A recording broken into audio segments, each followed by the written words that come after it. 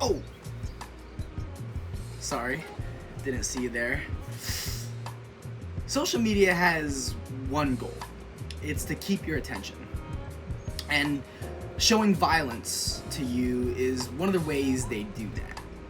Now, that's not always a problem. However, that showing violence can create violence in the real world.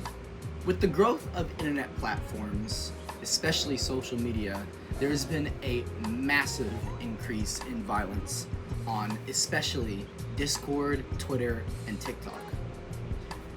This video mainly concerns the gray area of violent content on social media, meaning things like car crash videos, fight videos, things that most people would agree are violent, but not everyone would agree should be banned off of social media platforms. The first thing that anybody would have to understand before going into this topic is how sites moderate and recommend their content.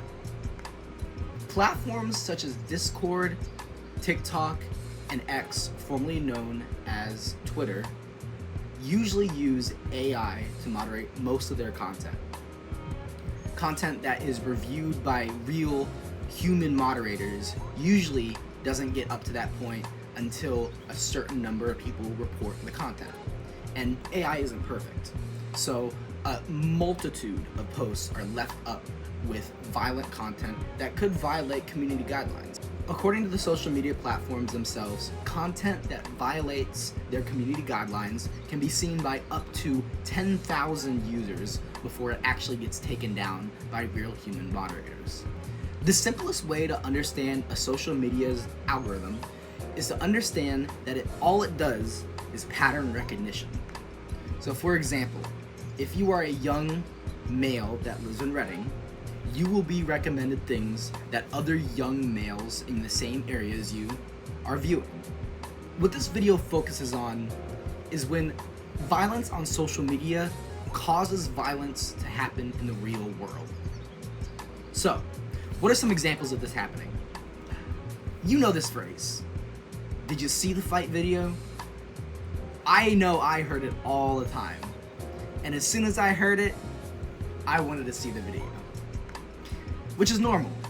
People like to see conflict happening, especially if it's people that they know. Which is why this is such a concerning phenomenon when it comes to modern day schools. School fight videos are a huge problem.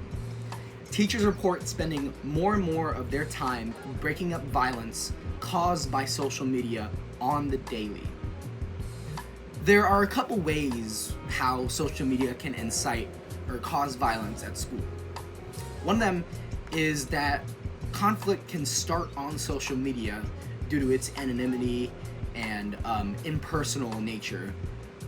Another way this happens is people are goaded into fights when they're in physical confrontations and people pull out their phones. They want to act all macho and they want to show that they know how to fight to other people, especially if it's being recorded and put out there. The third way social media encourages or incites violence is the notoriety people get from posting these videos. Now, people get up to 600,000 views on these things, especially on X, formerly known as Twitter. People actually make school fight accounts for specific schools, and they get a lot of success off of this. People even get brand deals on their accounts where they record fights at school and post them. The New York Times did an analysis on over 400 videos from Georgia, Texas, and California schools, and they found that high school students exploit their phones to abuse, attack, and victimize their peers, and often people die from their injuries. School fight videos cause real-world violence. Another concern of violence on social media is vigilantism, and a very specific part of that is pedophile hunting. Now, pedophile hunting is a very recent phenomenon, as platforms such as Kick or Locals have opened up their moderation policies and allowed this type of content to be posted on social media. Now, what is pedophile hunting?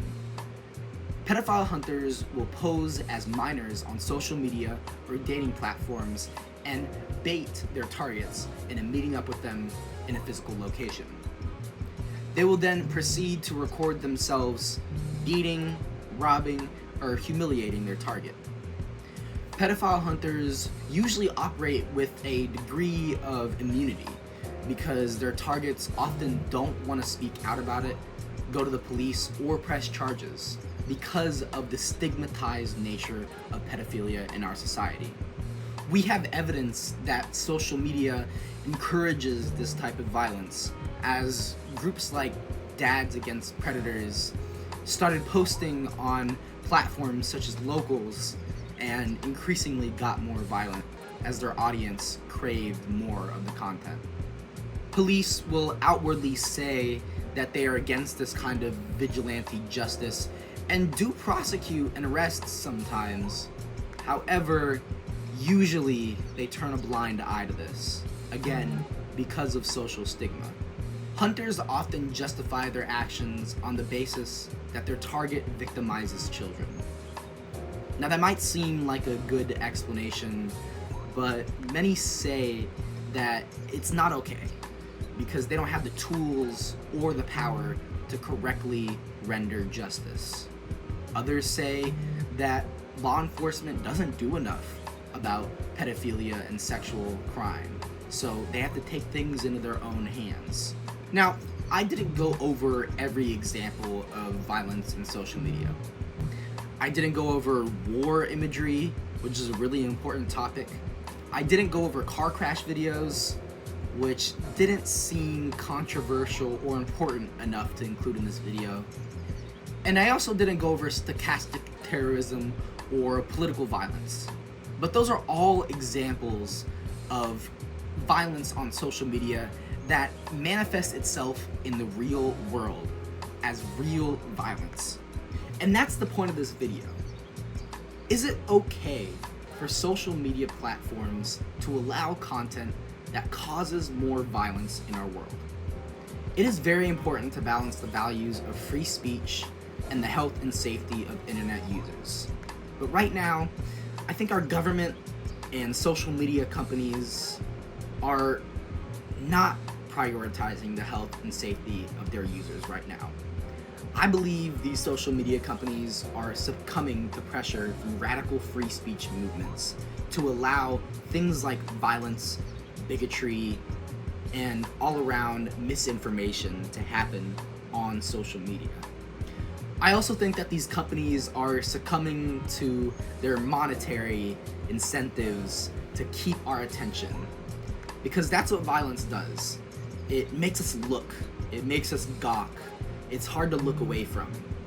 Andrew Kong, a former employee of TikTok and Meta, formerly known as Facebook, summed this issue up perfectly. He says, "We're asking a company whose interest is to promote their own products to moderate themselves. And that's like asking a tiger to not eat."